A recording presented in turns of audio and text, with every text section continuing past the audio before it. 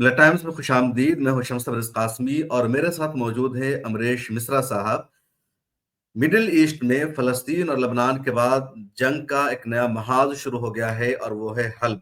हल्ब शाम का सीरिया का तारीखी शहर है और वहाँ के हवाले से कल खबर आई कि जो अपोज़िशन आर्मी है, उसने हल्ब का कंट्रोल हासिल कर लिया है। जो सीरिया की आर्मी है, वो पीछे हट गई है। जो रूस की आर्मी है, उसको पीछे हटना पड़ा है। ईरान की आर्मी को पीछे हटना पड़ा है। अब सवाल ये है कि अचानक हल्ब में जो अपोजिशन फोर्सेस है उसको कंट्रोल कैसे मिल गया? क्या इसके पीछे इसराइल है? एक तरफ शिया और सुन्नी जंग को फिर से हवा देने की कोशिश भी की जा रही है। कहा जा रहा है कि शाम में 70% सुन्नी की आबादी है और वो लोग इसका कंट्रोल हासिल करना चाह रहे थे, लेकिन ऐसा नहीं हो रहा था और अब उनको कामयाबी मिल गई है। तुर्की का इस पूरे मामले में क्या किरदार है, तमाम मुद्दों पर खुलकर बातचीत करेंगे। अमरीश साहब, मिला टाइम्स में खुश आमदीद, बहुत स्वागत है आपका। ये जो अचानक खबर आती है हलब से कि अपोजिशन फोर्सेस ने, आर्मी ने कंट्रोल हासिल कर लिया है और शाम की जो नेशनल आर्मी है वो पीछे हट गई है, क्या है पूरा विवाद ये? देखिए, मैं आपको बताऊं, 26 नवंबर 2024 को नेतन्याहू ने बयान दिया था और जबकि लेबनान की लड़ाई चल रही थी, युद्ध विराम नहीं हुआ था। उस समय उसने कहा था कि बशर अल असद को उसने कहा था कि you will pay a heavy price, तुम्हें भारी कीमत चुकानी पड़ेगी। और किस बात की? कि लेबनान की जो उन्होंने मदद की है, लेबनान और हिजबुल्लाह की। अच्छा, हिजबुल्लाह और सीरिया का जो रिश्ता है वो बहुत पुराना है।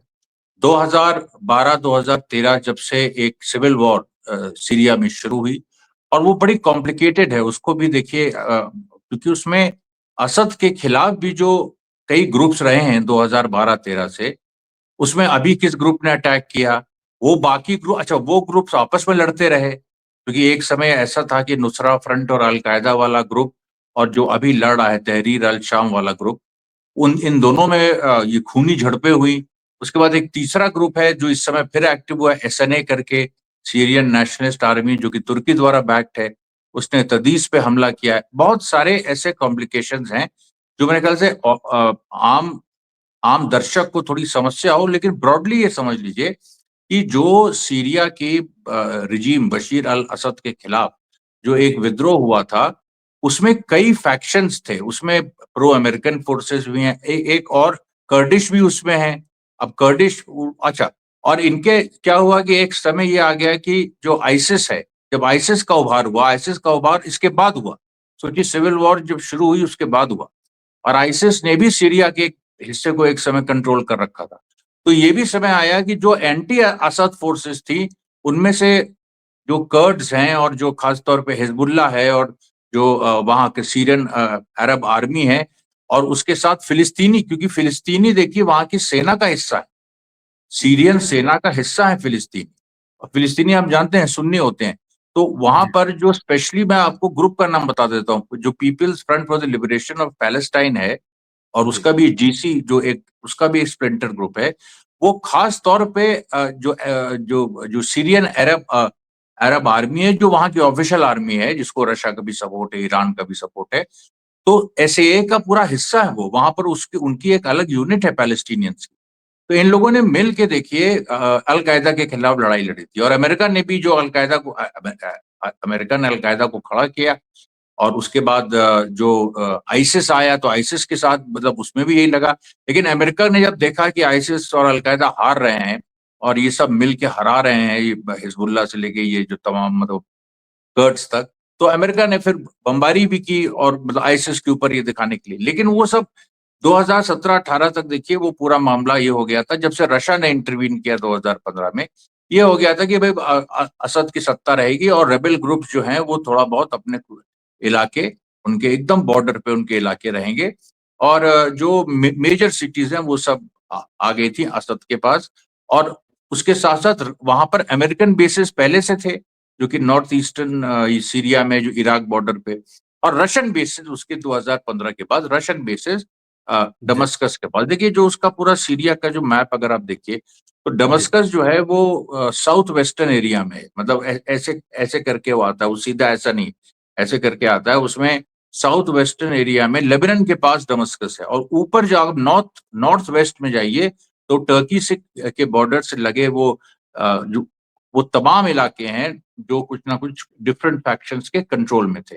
और उसी के पास एलेप्पो और इडलिब भी उधर ही है, नॉर्थ वेस्टर्न। और इधर नॉर्थ ईस्टर्न सीरिया में जाइए तो वहां अमेरिकन बेसेस हैं, जो देर अल जोर और कोनोको एयरफील्ड्स, और फिर जॉर्डन बॉर्डर आ जाता है तो अल्तन का जो उनका बेस है। तो ये जो सारी खासियतें हैं सीरिया की, इसमें आप देखिए कि 26 नवंबर को नेतन्याहू ये बोलते हैं, उसके बाद अचानक जैसे ही ये युद्ध विराम होता है 27-28 को, वैसे ही ये हमला शुरू हो जाता है। आज 30 नवंबर, और इतना कोऑर्डिनेटेड हमला था कि आप देखिए पूरा जो एक फ्रंट है, जो मतलब यहां से लेके करीब 100 किलोमीटर का फ्रंट है, उस पे अटैक होता है और सीधे इडलिब और एलेप्पो को लेने की कोशिश की जाती है। यहाँ तक कि एलेप्पो में जो जो खबरें सुबह आ रही थी कि एलेप्पो को भी ले लिया उन लोगों ने, और मैं अभी बताऊंगा कौन सा ग्रुप है, तो उन्होंने ले लिया है। लेकिन अभी जो फिर से वापस खबरें आई हैं कि सीरियन अरब आर्मी और रशियन जो एयर स्ट्राइक्स हुई हैं, उनसे बहुत भारी नुकसान उनका हुआ है। उसके बाद देखिए कि इन लोगों ने एक फिलिस्तीनी झंडा भी वहां जला दिया, उसका वीडियो भी है। अब आप ये देखिए कि ये इससे साफ हो गया कि इजराइल और अमेरिका का हाथ है इसके पीछे। अब सवाल यहाँ पर यह है कि लोग ये कहेंगे कि भाई अमेरिका और इजराइल का हाथ है तो किसको है, क्योंकि अभी जो ग्रुप आगे है वो तहरीर अल शाम करके जो ग्रुप है, और उसमें वो जो ग्रुप है वो थोड़ा अमेरिका से अलग थलग भी रहा है, लेकिन अमेरिकन फंडिंग भी उसके साथ रही। एक ग्रुप है एसएनए का, सीरियन नेशनलिस्ट आर्मी का, जो तदीस के आसपास जो टर्की के बॉर्डर के कुछ खास एरियाज है उनको कंट्रोल करता था। उसने भी एक अलग फ्रंट खोल दिया है। तो ये दो मेन फोर्सेस हैं। और जो तहरीर अल शाम है, जिसको एचटीएस कहा जाता है, एचटीएस जिसका इनिशियल्स हैं, एचटीएस भी एक यूनाइटेड फ्रंट है। कई ग्रुप्स जो हैं सीरियन अपोजिशन के, वो 2018 में एक साथ आए और उन्होंने एक अपनी आर्मी बनाई। और ये आर्मीज, अलग अलग जो आर्मीज है, ये अलग अलग इंटरिम गवर्नमेंट से जुड़ी हैं। अब जैसे तहरीर अल शाम जो है, ये सीरियन सैल्वेशन गवर्नमेंट से जुड़ा है। उधर जो तादीज वाला ग्रुप है, सीरियन नेशनलिस्ट आर्मी, वो एक दूसरी सीरियन नेशनलिस्ट गवर्नमेंट से जुड़ी है। इसी तरह से एक सीरियन नेशनलिस्ट काउंसिल है। ऐसे 3-4 वैकल्पिक सरकारें हैं जो प्रोविजनल गवर्नमेंट कहते हैं, कि जो वहां पर काम कर रही हैं। लेकिन तहरीर अल शाम की जो है वो सीरियन सेल्वेशन गवर्नमेंट, मतलब जो प्रोविजनल गवर्नमेंट है, जो ये कहती है कि एक दिन हम असाद को हटाएंगे तो हम सरकार बनाएंगे। तो वो है कहने के लिए, तो वो भी 3-4 हैं। अब आप सोच लीजिए, और एक मतलब 100 किलोमीटर की रेंज में है ये। तो उसमें देखिए जो बात आई कि सीधे सीधे तौर पे एक बड़ा सैद्धांतिक सवाल है ये। और इसमें जो शिया सुन्नी डिवाइड की बड़ी कोशिश थी लेबनान में। देखिए लेबनान में बहुत ही वो तो और भी ज्यादा, क्योंकि 30% शिया, लगभग 30% सुन्नी, 30% क्रिश्चियंस। तो वहां तो ये था कि क्रिश्चियंस और सुन्नीस को किसी तरह से हम इनके खिलाफ भड़का दें। और एक वहां पर एक हिस्ट्री भी रही है। लेकिन जो रफीक हरीरी की जो सुन्नी पार्टी फ्यूचर मूवमेंट था, वो देखिए टिकी रही हिजबुल्लाह के साथ। उसने कोई इस तरह के वो नहीं किया। जो प्राइम मिनिस्टर थे मिकाती, नाजिब मिकाती हैं, वो भी सुन्नी है, वो भी टिके रहे। और जो पार्लियामेंट्री स्पीकर शिया हैं, नबी बेरी, उनकी लीडरशिप में सब कुछ होता रहा। और ये जो समझौता हुआ है जो लेबनान से, ये लोग गलत समझते हैं, सोचते हैं हिजबुल्लाह ने समझौता कर लिया। हिजबुल्लाह ने समझौता नहीं किया, हिजबुल्लाह समझौता वो लेबनीज सरकार ने किया। लेबनीज सरकार में हिजबुल्लाह हिस्सा है, वो अलग बात है। मिनिस्टर्स हैं, उसके एमपीज हैं, क्योंकि ये बड़ी 128 बात आपने एमपी। समझाई कि इजराइल और लेबनान की जो गवर्नमेंट है उसके बीच समझौता हुआ है, हिजबुल्लाह ने समझौता नहीं किया है। नहीं, हाँ बिल्कुल, वो कर भी नहीं सकता भाई, वो स्टेट नहीं है। उसके एमपीज हैं, उसके मिनिस्टर्स हैं, उसका जो पार्लियामेंट्री स्पीकर है, वो हिजबुल्लाह का जो बड़ा ब्लॉक है, जो अमल मूवमेंट के साथ उन्होंने बनाया है, जिसके पास करीब 60 एमपीज हैं, 128 में 60 एमपीज है उनके पास, इसीलिए उनकी सरकार एक तरह से है। तो अच्छा, प्रेसिडेंट वहां है नहीं, उसका इलेक्शन हुआ नहीं, तो इसलिए वो प्रॉपर सरकार भी, अभी वो सरकार एक तरीके से प्राइम मिनिस्टर और स्पीकर चला रहे हैं। और जो मिलिट्री चीफ है वो क्रिश्चियन है, जोसेफ आउन, जो वहां पर 30% क्रिश्चियन थे, जिनके साथ बड़ी खूनी लड़ाइयां हुई हैं एक समय, और इजराइल की मदद भी उन लोगों ने की, लेकिन बाद में वो हिजबुल्लाह के साथ भी आए।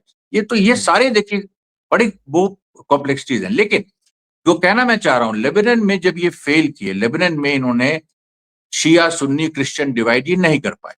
अगर वो किया होता तो हिजबुल्लाह कमजोर होता, लेकिन हिजबुल्लाह मजबूती से लड़ा, सारे सेटबैक्स के बावजूद, इतनी शहादतों के बावजूद, हसन नसरल्लाह उनकी शहादत के बावजूद वो लड़ा और उसने पीछे कर दिया। और इजराइल को ये समझ में आ गया कि अब हम यहाँ पर अगर और ज्यादा टिके तो केवल भद्द होगी, क्योंकि न्यूयॉर्क टाइम्स में आर्टिकल आ गया था, सब जगह आ गया था कि भाई इतने इजरायली वहां मारे गए हैं, सैकड़ों इजरायली मारे गए हैं, मरकबा टैंक मैसेकर दोबारा हो गया जो 2006 में हुआ था। किसी भी तरीके से इजराइल आगे नहीं बढ़ पा रहा था। तो ये हुआ कि चलो इज्जत बचाओ, एक सीज फायर, अभी जो सीज फायर हुआ उसका मेरे पास लिस्ट, अगर आप कहेंगे तो मैं पढ़ दूंगा कि इजराइल ने अभी सीज फायर वायलेशन कर दिया। दूसरी बात, जो लेबनान के साथ समझौता है, वो जो नईम कासिम साहब ने कहा है, हिजबुल्लाह के चीफ ने, उन्होंने कहा है कि ये 1701 जो रेजोल्यूशन 2006 में पास हुआ था, उसी का एक नया फॉर्म है, उसमें कुछ नया नहीं है। क्योंकि इजराइल की जो डिमांड थी कि 1559 जो रेजोल्यूशन था, जिसमें हिजबुल्लाह के डिसआर्मामेंट का सवाल था, वो तो रेजोल्यूशन इंप्लीमेंट हुआ नहीं। लेकिन कहा जा दो रहा है कि रेजोल्यूशन है। लेकिन कहा जा रहा है कि जंगबंदी के सीज फायर के समझौता में बात शामिल है कि हिजबुल्लाह को हथियार छोड़ना होगा, इनको हथियार रखने की नहीं इजाजत नहीं नहीं नहीं नहीं, ये है ही नहीं। मैं ये वही नहीं बता है। रहा हूं आपसे। वो 155 वो 15 वो 1559 जो रेजोल्यूशन है उसमें है, जी वो रेजोल्यूशन भी यूएनए को रेजोल्यूशन है। लेकिन जो 2006 में इंप्लीमेंट हुआ था वो 1559 नहीं इंप्लीमेंट हुआ था, वो 1701 हुआ था, हम्म, जिसमें ये बात थी कि हिजबुल्लाह अपने हथियार रख सकता है लेकिन लिटानी रिवर के नॉर्थ में वो जाए, और इधर जो साउथ में जो इजरायली बॉर्डर है इसको लेबनीज आर्मी पेट्रोल करेगी, और यूएनओ और यूएन ट्रूप्स जो यूनिफिल वहां पर है इस समय करीब जी 10,000 वहां पर विभिन्न देशों की, जिसमें भारत के भी 900 सोल्जर्स हैं, तो वो भी जी वहां पर यूनिफिल, और यूनिफिल पे भी आप जानते हैं इजराइल ने कई बार हमला किया, सब ये हाँ, लेबनीज काफी आर्मी पे भी मारे हमला भी किया। गए वो, तो हालात कई अभी जगह जो पे। सब हाँ, तो अभी जो समझौता हुआ है वो यही हुआ है कि हिजबुल्लाह जो है अपने हैवी इक्विपमेंट वो उधर ले जाए, नॉर्थ ऑफ ये लिटानी रिवर हैवी इक्विपमेंट, और इधर जो है लेबनीज आर्मी जो है वो करे, पेट्रोल करे इजराइल और लेबनान बॉर्डर। अब सवाल यहां पर यह है कि इजराइल अभी तक लेबनान से हटा नहीं है, कम से कम 103 वायलेशन वो अभी तक कर चुका है जो रिकॉर्डेड है। और इस बार क्या हो रहा है कि लेबनीज आर्मी पूरी तरह से हिजबुल्लाह के साथ है, क्योंकि उसको कंट्रोल करना है वो एरिया, उसके कंट्रोल में नहीं आ रहा है। अभी देखिए आज की खबर है, खियाम में, एतरून में कई जगह फायरिंग हुई है, क्योंकि इजरायली फोर्सेस पीछे हटी हैं, लेकिन उन्होंने पूरी तरह से पीछे हटने के लिए 60 दिन का समय है ना उनके पास, कि भाई जी 60 दिन में हमको हमको पूरी तरह से पीछे हटना है। अब इजराइल वायलेशन करेगा तो लेबनान, तो फिर हिजबुल्लाह भी कहेगा कि हम, इजराइल वायलेट कर रहा है तो अपनी फोर्स, हम अपने हैवी इक्विपमेंट नॉर्थ में क्यों ले जाए। पहले भी इसी वजह से नहीं ले गया था, क्योंकि इजराइल ने तुरंत वायलेशन शुरू कर दिया था 2006 के बाद, और फिर हिजबुल्लाह ने कहा था नहीं हम साउथ में बने रहेंगे क्योंकि इजराइल वायलेट कर रहा है, और इजराइल अभी भी वायलेट कर रहा है। तो स्टेटस को है, उसमें कोई परिवर्तन नहीं है, हिजबुल्लाह वही साउथ में है अभी, वही मेन फोर्स रहेगा, लेबनीज आर्मी के पास अभी वो कैपेबिलिटी भी नहीं है। तो देखिए वो एक नई चीज बस केवल ये है कि यूएस और फ्रांस और यूनिफिल इस समझौते को मॉनिटर करेंगे, मतलब कोई वायलेशन होगा तो उनको कंप्लेन जाएंगी। अभी तक इसराइल देखिए 100 वायलेशन कर चुका है, 100 कंप्लेन जा चुकी हैं, मतलब 100 लेकिन इस पर कोई वायलेशन एक्शन इजराइल नहीं कर हुआ। चुका है 3-4 दिनों में।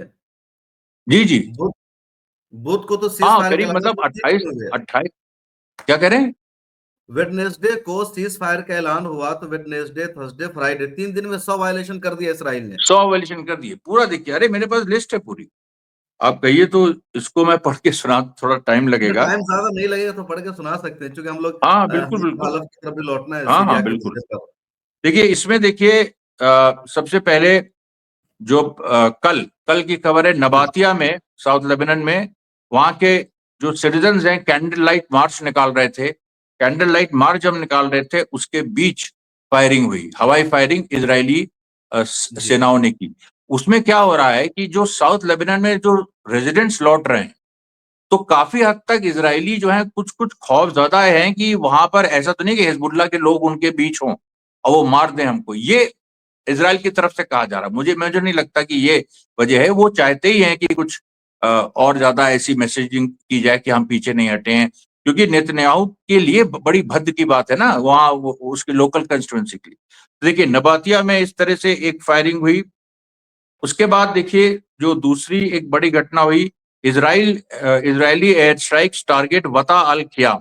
अब वता अल खियाम, ये खियाम ईस्टर्न सेक्टर में है वहां के लेबनान के। यहाँ बड़ी भयंकर लड़ाई हुई थी और जो इजराइल ने कई कोशिशें की घुसने की, वो नहीं घुस पाई। तो वहां भी देखिए इन्होंने ऐसे ही फायर कर रहे हैं हवा में, मतलब हवा में किसी को फायरिंग। लेकिन वो फायरिंग कर रहे हैं। कि फायरिंग वायलेशन है, आप लेबनान की टेरिटरी के अंदर फायरिंग नहीं कर सकते। उसके बाद देखिए इन लोगों ने फ्लेयर्स फायर किए बिंत जेबेल, जो मारून अल रस यानी सेंट्रल सेक्टर में, इन्होंने फ्लेयर्स फायर किए कि जो रात में जो पूरा दिखे और इस तरह से। उसके बाद Israeli army fires heavy gun fire towards Bint Jbeil government hospital. अब देखिए गवर्नमेंट हॉस्पिटल बेंत जिबिल, ये भी सेंट्रल सेक्टर में है, यहां पर भी इन लोगों ने हैवी फायरिंग की। कोई जख्मी नहीं हुआ, कुछ नहीं हुआ, लेकिन फायरिंग की। उसके बाद इजरायली ड्रोन एक लो एल्टीट्यूड पे अल जहरैनी के, जो अल जहरैनी की सदर्न लेबनान सेंट्रल सेक्टर में है, यहाँ पर लो एल्टीट्यूड पे ड्रोन्स फ्लाई करे। ऐसे मतलब एकदम क्योंकि ड्रोन्स ड्रोन्स के माध्यम से आजकल बम छोड़े जाते हैं, हवाई जहाज तो एक है ही, उसके साथ ड्रोन्स आजकल हैं। उसके बाद देखिए इन्होंने हमाम्स हिल पर और मेतुला सेटलमेंट के सामने, जो मेतुला सेटलमेंट इसराइल का उससे जो लगा हुआ लेबनान का एरिया है, हमाम्स हिल, वहां पर भी फायरिंग की। उसके बाद देखिए Israeli drone strikes a park rapid vehicle on the road side in Majdal Zoun Tyre. अब टायर वेस्टर्न सेक्टर में पूरा उधर जो शमा एरिया है और जहां सेंट पीटर्स की टूम्ब है, जो इस्लाम क्रिश्चियनिटी दोनों में माने जाते हैं, और जिसपे बड़ी लड़ाइयां हुई थी, एक इजरायली आर्कियोलॉजिस्ट भी वहां मारा गया था। वहां पर टायर पे इन लोगों ने देखिए फायरिंग की, मतलब पूरा ईस्ट से लेके वेस्ट तक। उसके बाद जो क्लिया इलाका है, क्लिया ये अल ख्याम का ही दूसरा इलाका है, वहां पर फायरिंग हुई। ये सब इजरायली फोर्स। उसके बाद देर मीमास जो क्रिश्चियन विलेज है, जिसको लेके बहुत लड़ाई हुई थी बीच में, और वो जो कि बिल्कुल मतलब लेबनान का क्रिश्चियन विलेज है, जहां पर इजरायली आर्मी ने कहा था कि जो हिजबुल्ला है वो क्रिश्चियंस को परेशान कर रहा है, उनको ह्यूमन शील्ड बना रहा है, जबकि वहां सारे क्रिश्चियन हिजबुल्ला के साथ रहे।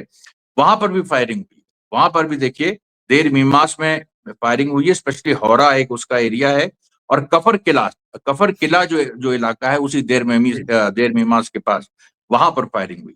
उसके बाद एतरून रोड की तरफ एडवांस किए ये लोग, इन लोग को पीछे हटना है, एडवांस किए, और वहां अमरेश जी, तो पर ये पूरी लोग। लंबी लिस्ट है मेरे ख्याल में जो लोगों ने वायलेशन हाँ, किया है वही मैं इजराइल कह और रहा हूं उसके साथ, कि और वो। ये इनकी जिम्मेदारी है। हम जरा इधर लौटते हैं, जो हलब का मसला है, जो अलेप्पो का मसला है, तो अब आपको आगे क्या लगता है? क्योंकि अभी तक की ताजा तरीन रिपोर्ट तो यही है कि इन लोगों ने अलेप्पो का कंट्रोल हासिल कर लिया है, तुर्किया की तरफ से इनको सपोर्ट हासिल था, उधर की जो सीरिया की जो आर्मी है वो पीछे हट गई है। तो इस पूरे एपिसोड का फलस्तीन पर, गजा पर क्या असर पड़ेगा? देखिए मैं क्योंकि आपको बताऊं जो सीरिया की कि जो आर्मी है उसको ईरान का सपोर्ट है, अपोजिशन फोर्सेस को, या जो सीरियन आर्मी है तुर्किया को इसका सपोर्ट है। शिया सुन्नी की एक लड़ाई भी इस बीच में आ गई है। जो सुन्नी है अब वो अपोजिशन आर्मी को सपोर्ट कर रहे हैं, जो शिया है वो बशारुल असद को बेहतर समझ रहे हैं वहां की हुकूमत के लिए। ये देखिए ये बहुत दुखद है इस तरीके जी। से जो डिविजन है, लेकिन जो रियलिटी है, जो आप कह रहे हैं कि एलेप्पो को उन लोगों ने ले लिया है, इडलिब, ऐसा ऐसा कुछ है नहीं। क्योंकि अच्छा, अभी ऐसा आप नहीं। देखिए हुआ क्या कि कल ये खबर आई थी कि एलेप्पो में वो घुस गए हैं। कल कल की खबर है ये, और उसके वीडियोस भी आए। लेकिन वो वीडियोस कब के हैं, कैसे हैं? अच्छा, अभी जो आज सुबह एकदम हुआ कि सीरियन अरब आर्मी की 25th स्पेशल मिशन फोर्स, जो कि टाइगर फोर्सेस भी कहते हैं, ये वेस्टर्न एपोलो में घुस गई। और इसके फील्ड कमांडर ने कहा कि there is no need to worry, the situation is now under control. Some HTS terrorists, along with sleeper cells from inside the city, managed to enter some parts of Aleppo's suburbs. अब some parts of Aleppo suburbs, वहां तक वो लोग आए थे, और उसमें जो कुछ हिस्सा जो सीरियन अरब आर्मी का था वो पीछे भी हटा था। ये बात सच्चाई है। लेकिन जो वेस्टर्न एलेप्पो को में जो कमांडर एंटर किया है, उसका ऑन रिकॉर्ड स्टेटमेंट है कि जो उनके स्लीपर सेल्स थे, मतलब जो पहले से वहां उनके थे, वो उभर के आ गए। तो ऐसा लगा कि पूरे एलेप्पो को उन लोगों ने कब्जा कर लिया, लेकिन ऐसा कुछ हुआ नहीं है। हम देखिए एलेप्पो पे यहीं पर हैं। ये उसके ये पूरा वीडियो, और ये क्योंकि 25th स्पेशल मिशन फोर्सेस जो टाइगर फोर्स भी कही जाती है, बड़ी फेमस एसए की है, कोई भी चेक कर सकता है कि इस समय वो कहाँ है। वो एलेप्पो में है। अगर वो एलेप्पो में है तो फिर जो बाकी रेबल्स हैं वो कहाँ पर हैं?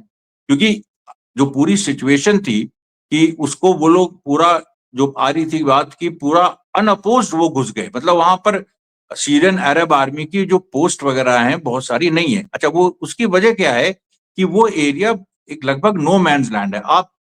आप ये सोचिए जैसे यूपी का और एमपी का बॉर्डर है। अब यूपी के बॉर्डर की तरफ कोई फोर्सेस हैं और उधर एमपी में एक दूसरी सरकार है। मतलब समझ लीजिए दो देश हैं, अगर वहां दूसरी सरकार है, उनकी फोर्स तो उनकी फोर्सेज हैं।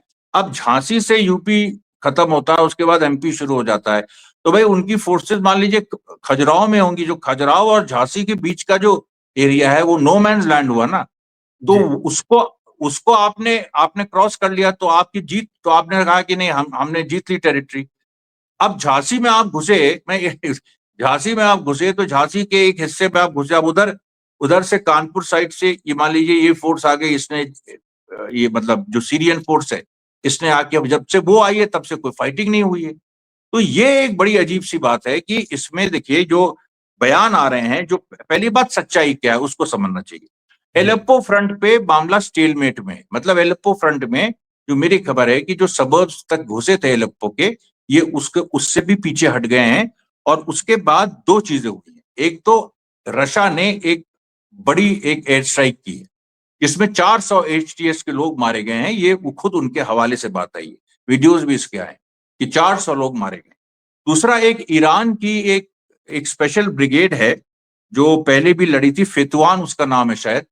तो वो जो है वो भी सक्रिय हो गई है और वो आईसिस के खिलाफ बहुत सक्रिय थी। तो वो भी एक तरह से वो वहां का ईरान का स्लीपर सेल है। तो वो वहां पर सक्रिय हो गई है और वो सीरियन अरब आर्मी की पूरी मदद कर रही है।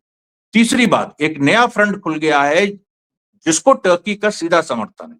लोग कह रहे हैं कि टर्की का भी इसमें हाथ है। तो मैं इसको साफ कर दूं कि तहरीर अल शाम जो फोर्स है, इसको जो है अमेरिका इजराइल के अलावा अभी तक टर्की का कोई ऐसे डायरेक्ट सपोर्ट है वो बात सामने नहीं आई है।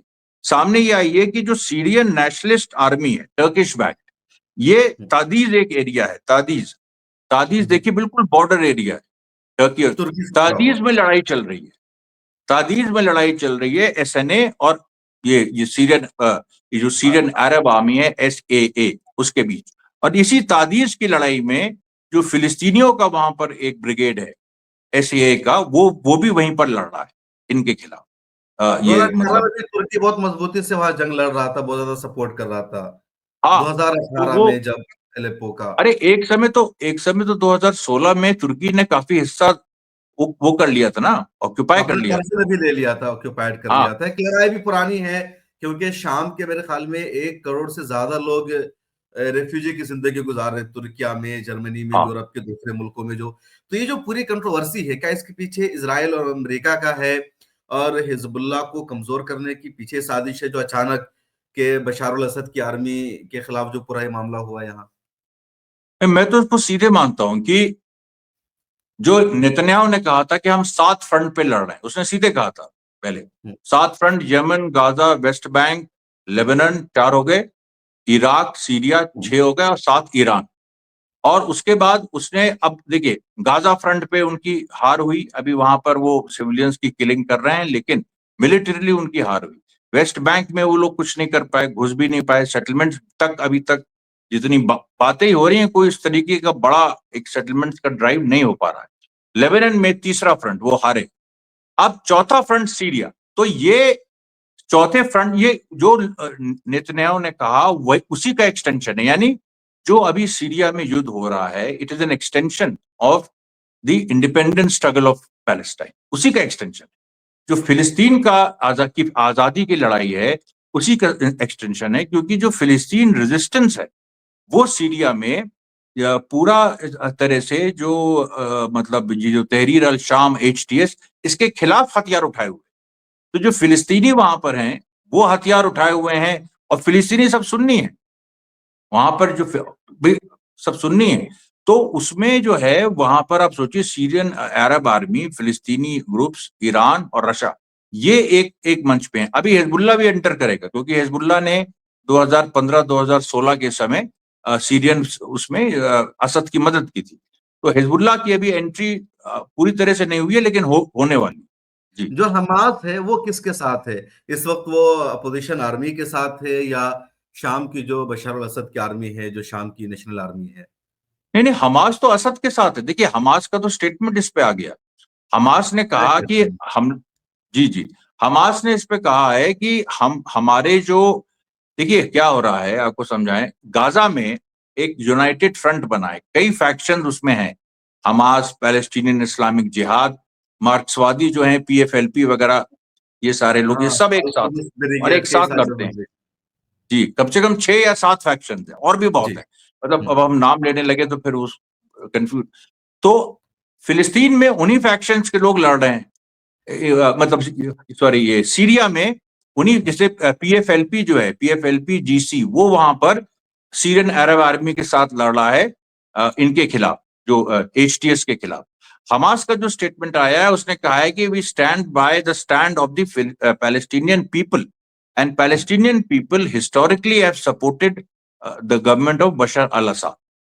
तो ये जो पूरी बात है कि, और उसने ये भी कहा है कि हम लोगों को जब जब जॉर्डन से निकाला गया, लेबनान में फिर हम लोग आए, लेबनान से निकाला गया, लेबनान की सिविल वॉर पूरी फिलिस्तीनी मुद्दे पे हुई, यासर अराफात वगैरह वहां पर थे 1975 से 1982 तक। उसके बाद उन्होंने कहा कि सीरिया ने ही हमको पनाह दी थी, और सीरिया में हम जो है वो आइसिस के खिलाफ जो लड़ाई हुई थी, उसमें भी यारमूक की लड़ाई, यारमूक ये वाला नहीं, जो सीरिया का यारमूक, बड़ी फेमस लड़ाई, बैटल ऑफ यारमूक, इसमें पूरी जी। तरह से फिलिस्तीनी ही लड़े थे आइसिस के खिलाफ। और पूरा उसका पूरे वीडियोज हैं, कई कई दिन चली थी। और एक मतलब एक गली के बाद दूसरी गली, तीसरी गली, और काफी वो दमस्कस के पास लड़ाई लड़ी गई थी। काफी आइसिस और बड़ी क्रूशियल लड़ाई थी यारमुक की लड़ाई। तो कहने का मेरा मतलब ये है कि जो हमास का स्टैंड है वो क्लियर है। हमास कह रहा है कि हम अपने पैलेस्टीनियन पीपल के साथ हैं। पैलेस्टीनियन पीपल इस समय उनकी जो कॉमन विल है, वो असद के साथ है, क्योंकि वो एक्सेस ऑफ रेजिस्टेंस में बिलीव लेकिन करती ये है। भी कहा जाता है अमरीश साहब के जो बशारुल असद है, उसने हलब के जो रहने वाले हैं, जो वहाँ की शहरी हैं, उन पर इन्होंने बहुत ज्यादा जुल्म किया। 2016 में तकरीबन 48 से 50 हजार शामी शहरी मारे गए थे हमला में, और 50 लाख से ज्यादा तो बेघर हुए थे। तुर्किया में, जर्मनी में, दूसरी जगहों पर वो रेफ्यूजी की जिंदगी गुजार रहे हैं। रूस ने भी आकर देखिए के इस साथ दिया था। नहीं, देखिए मैं आपको बताऊं एक एक पोजीशन। देखिए 2015 में रशिया एंटर करता है, वहां पर वो बेसिस बनाता है हेमेम में। हेमेम जो है वो थोड़ा दमस्कस से थोड़ा दूर है, अमेरिकन बेसिस के सामने वो अपने बेसिस बनाता है। अब वहां पर क्या है कि जो जो पूरी बात वहां पर हुई, जिसके बारे में होता है कि जुल्म हुआ ये और इस तरह की चीजें हुई। तो अब देखिए वहां पर जब आप दमस्कस के अंदर जो हुआ उसकी बात कर रहे हैं ना। दमस्कस के अंदर जो कुछ एरियाज इदलिब में में जो, और एलेप्पो में जो 2016 में हुआ था, जब वहां हाँ भी लोग बशर एलेप्पो अल में असद जो, के रिजीम के खिलाफ विरोध कर रहे थे, हाँ एक ही नई तो रिजीम की नहीं, बात कर रहे तो बिल्कुल उसमें देखिए क्या, मैं आपको एक बात बताऊं, ये वेस्ट का प्रोपेगेंडा ज्यादा है। मैं और उसकी वजह क्या है। 2011-12 में जो अपराइजिंग हुई थी, जो पूरे सीरिया में हुई थी, उसमें पॉपुलर पार्टिसिपेशन था, इसमें कोई दो राय नहीं।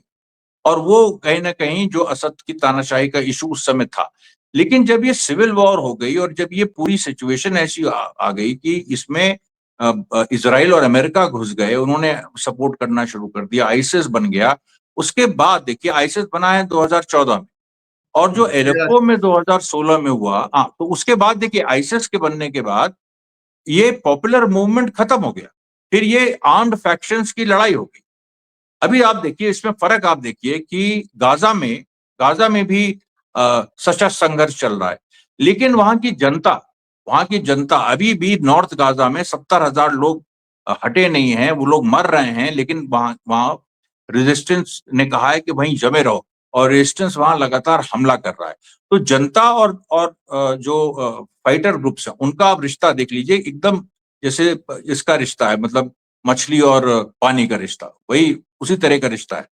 तो सीरिया में लेकिन क्या हुआ, दूसरी चीज हुई। सीरिया में जो पॉपुलर जो एक अपराइजिंग टाइप हुई थी, फिर वो कई फैक्शंस में बट गई और उसको अलग अलग पावर्स ने अडॉप्ट कर लिया कि एक फैक्शन को टर्की ने कर लिया, एक फैक्शन को अमेरिका ने कर लिया। मैंने बताया कि 3 से 4 वहां पर प्रोविजनल गवर्नमेंट बन गई जो अभी तक हैं। 3 से 4 प्रोविजनल गवर्नमेंट से अब भाई एक कोई सरकार हो जो ये कहे कि हम असद को रिप्लेस करेंगे। जैसे भारत के स्वतंत्रता आंदोलन के दौरान सरकार एक काबुल में बनी थी, ये महेंद्र प्रताप सिंह और जो तमाम उलेमाओं ने बनाई थी, तो वो एक सरकार थी। सुभाष चंद्र बोस ने एक सरकार बनाई थी प्रोविजनल गवर्नमेंट बाहर रह के, वो इम्फाल तक आई थी। तो वो एक, लेकिन यहाँ पर 4 से 5 ग्रुप्स हैं। अब एलेप्पो में जो हुआ उसमें देखिए वो आर्म स्ट्रगल था और उसमें बहुत बड़ा एक बड़ी संख्या उसमें ऐसी थी जो एंटी असद फोर्सेस की थी। उसमें आईसिस के लोग भी थे उसमें, क्योंकि देखिए इसमें बड़ा फ्लूइड रहा है, कब आईसिस के लोग नुसरा फ्रंट बन जाते थे, कब नुसरा फ्रंट आईसिस बन जाता था, अलकायदा के लोग एंटी आईसिस थे लेकिन कब वो अलकायदा बन जाते थे, ये बड़ा कंफ्यूजन है। तो एलेप्पो में अभी तक देखिए 2 इंडिपेंडेंट इंक्वायरी जो वेस्ट ने खुद इनिशिएट की थी, एलेप्पो मैसेकर उसको नाम दिया था, आज तक उसकी फाइंडिंग पब्लिश नहीं हुई। आज तक उसकी फाइंडिंग पब्लिश नहीं हुई कि एक्चुअली हुआ क्या था। उसकी वजह यह है कि वहां पर जो भारी संख्या में वहां पर जो एंटी असद फोर्सेस थी वो मारी गई थी, ये बात सच है, और रशिया ने भी उसमें पार्टिसिपेट किया था। तो जब रशिया के जब बॉम्ब्स वहां पर गिरे थे तो उसमें भारी संख्या में जो अभी एचटीएस के लोग नहीं थे, अब उस समय दूसरा नाम था भाई। एचटीएस तो अभी बना है ना 2018 में, एचटीएस के पहले वो दूसरा नाम था। तो वो उनकी जो फोर्सेस थी वो, अब उसमें कौन क्या था, तो वो जो एक बमबारी हुई थी वहां पर रशिया ने जो की थी, फिर सीरिया ने भी की थी, उसमें जरूर कुछ सिविलियन भी मारे गए थे, इसमें कोई दो राय नहीं, सिविलियन मारे गए थे। लेकिन उसमें जो मेजोरिटी है वो इसी तरह के जो एंटी असद फोर्सेस थी उनके लोग मारे गए थे। और भाई वो ज्यादातर सुन्नी थे, इसमें तो कोई ऐसा उसमें छुपाने की बात नहीं है। लेकिन सुन्नियों का एक बड़ा हिस्सा वहां पर इनके साथ भी है, असद के साथ भी है, ये भी स्थिति है। अभी देखिए क्या हुआ था इराक के बॉर्डर पे, जो अमेरिकन जो बेसिस हैं उसके पास जो अरब ट्राइब्स हैं सुन्नी, उनका विद्रोह हुआ था अभी 4-6 महीना पहले अमेरिका के खिलाफ, क्योंकि उनकी लाइफस्टाइल डिस्टर्ब हो रही थी अमेरिकन बेसिस के चलते, तो उनका भी विद्रोह हुआ था। तो ये सारी चीजें देखिए लगातार वो अमेरिका के खिलाफ हुआ था और वो पूरा एक्सेस ऑफ रेजिस्टेंस के पक्ष में हुआ था। तो इसलिए देखिए इसको शिया सुन्नी उसमें बांटा नहीं जा सकता है। एक्सेस ऑफ रेजिस्टेंस एक कंसोलिडेटेड फोर्स है, यमन से लेके आप समझ लीजिए नॉर्थ कोरिया तक, नॉर्थ कोरिया तक, क्योंकि नॉर्थ कोरिया के, अब देखिए क्या हो रहा है, नॉर्थ कोरिया के लड़ाके वहां लड़ रहे हैं, रशिया में लड़ रहे हैं यूक्रेन के खिलाफ बकायदा। और आपको जानकारी दें, जो एलेप्पो में जो लोग पकड़े गए हैं एचटीएस के, आपको पता है वो कौन है? वो उज़्बेकी हैं। उसमें कम से कम 80% उज़्बेकी हैं। और उज़्बेकी और तजाकिस्तान, उज़्बेकी, इन लोगों को जब रशिया यूक्रेन की वॉर चल रही, मतलब अभी चल रही है, तो बीच में आपने सुना होगा कई आतंकवादी हमले रशिया पे हुए, रशिया का पूरा एक थिएटर उड़ गया, कई उसमें सिविलियंस मारे गए। उसके पीछे जो लोग थे वो चेचेनिया के लोग नहीं थे, क्योंकि चेचेनिया की सरकार तो पुतिन के साथ है इस समय, जो जो चेचेनिया की सरकार है वो उज़्बेकी थे, उज़्बेकी और तजिकी थे। अब इन लोगों को कौन लाया? अच्छा, यूक्रेन की तरफ से लड़ते हुए भी उज़्बेकी और तजिकी पकड़े गए। वेल, यूक्रेन की तरफ से लड़ते हुए तो ब्रिटिश भी कुछ पकड़े गए, अमेरिकन भी पकड़े गए, वो अलग बात। लेकिन उज़्बेकी और अब आप सोचिए कितनी बड़ी ये लड़ाई है। उज़्बेकिस्तान से यूक्रेन में लड़ने जाते हैं लोग रशिया के खिलाफ, और उसके बाद ईरान के खिलाफ, और उज़्बेकिस्तान से फिर जाते हैं सीरिया लड़ने के लिए असद के खिलाफ, क्योंकि वो रशिया से जुड़ा है। और फिर असद और रशिया और ईरान फिलिस्तीन से जुड़े हैं, तो फिलिस्तीन की जो पूरी आजादी की लड़ाई है वो उसको इनके खिलाफ मतलब एक स्टैंड लेना पड़ता है। ये देखिए पूरी एक सिचुएशन है। तो इसमें देखिए है ये लड़ाई जो है बेसिकली अमेरिका और इजराइल ने जो शुरू की है, जो उनको लग रहा है कि हमारा डोमिनेंस खतरे में, हम जो डोमिनेट करते हैं वो खतरे में, और डॉलर खतरे में, डॉलर वर्ल्ड करेंसी नहीं रहेगी। ब्रिक्स ने जिस तरह के स्टैंड ले लिया है कि भाई क्यों हम तेल डॉलर में, हर देश का, भारत भी अब डॉलर में क्यों खरीदे भाई, वो बास्केट अलग अलग करेंसीज होंगी। अभी हम अगर डॉलर में नहीं खरीद रहे होते तो तेल हमारा सारे उसके बावजूद फिर भी आधे दाम पे होता। और आधे दाम। ईरान ने तेल नहीं दिया होता अभी हमको तो 400 लीटर होता। अगर मतलब इस करंट अगर ईरान से हमको, क्योंकि ईरान से हमने रुपीज में खरीदा और डॉलर से खरीदने, क्योंकि रुपी वीक है तो डॉलर से खरीदने में बहुत हमको महंगा पड़ता है। तो ये जो पूरी एक देखिए सिचुएशन है, ये इसकी जो लड़ाई है ये बड़ी खतरनाक लड़ाई है। हर देखिए आप इसमें पूरी दुनिया ऑलरेडी इसके जद में आ गई। जब सेंट्रल एशिया तक मामला पहुंच गया है और उसमें देखिए जो मतलब ईरान तो है ही इन्वॉल्व, साउथ एशिया कब उसकी जद में आ जाए किसी को क्या पता। बिल्कुल, बहुत तो नजदीक ये मामला है। और लेकिन इसमें दो साइड्स क्लियर। ये शुरुआत हुई थी फिलिस्तीन की आजादी की लड़ाई से, इसको कभी नहीं भूलना चाहिए। और फिलिस्तीन की आजादी की लड़ाई के समर्थक और फिलिस्तीन की आजादी की लड़ाई के विरोधी, यही दो पक्ष हैं और ये दो पक्ष अलग अलग रूपों में सामने आ रहे हैं। ये आप देख ये सकते हैं आपने बिल्कुल। साफ कर दिया कि एक तरफ वो है जो फलस्तीन की आजादी की हिमायत कर रहे हैं, इसके समर्थक हैं, दूसरे वो हैं जो इसके विरोधी है। तो हम हलब यानी अलेप्पो के मुद्दे पर बातचीत कर रहे थे कि वहां जो कुछ हुआ है वो किस तरह इजराइल और अमेरिका ने एक नया प्रोपेगेंडा क्रिएट किया है कमजोर करने के लिए फलस्तीन की, या तूफान अल-अक्सा जो ऑपरेशन उस मूवमेंट को कमजोर करने के लिए इजराइल एक नया उसने अपनी कोशिश की है। तो अमरीश मिश्रा साहब का बहुत शुक्रिया, आपने खुल करके तमाम मुद्दों पर बातचीत की है। और एक मैं भी अपील करूंगा कि इस पूरे मोमेंट को, इस पूरी लड़ाई को शिया और सुन्नी के नजरिया से देखने की जरा बराबर भी जरूरत नहीं है, क्योंकि अगर इस नजरिए से देखा जाएगा तो सीधे सीधे जो नुकसान है वो फलस्तीनी कौज को पहुंचेगा, गजा पट्टी को, हमास को होगा। क्योंकि इस पूरे मोमेंट में, इस पूरी लड़ाई में सुन्नियों से ज्यादा शियों ने फलस्तीनियों की और हमास की हिमायत की है। ईरान खुलकर मदद कर रहा है, हिजबुल्लाह ने मदद की। हमास की जब लड़ाई शुरू हुई तो हिजबुल्लाह ने उधर से जंग का आगाज किया, हमला किया, और मकसद था हमास को एक तरह से मदद करना, रिलीफ देना, इजराइल को उलझाए रखना, और उसके बदले में उनके तमाम बड़े जो कमांडर्स है, सेक्रेटरी जनरल समेत सब शहीद कर दिए गए। यमन के हौसियों ने हमला शुरू कर दिया। तो यकीनी तौर पर इसको यहीं तक देखने की जरूरत है कि किस मोमेंट से इस वक्त फलस्तीन का फायदा हो रहा है और किससे फलस्तीन का नुकसान हो रहा है।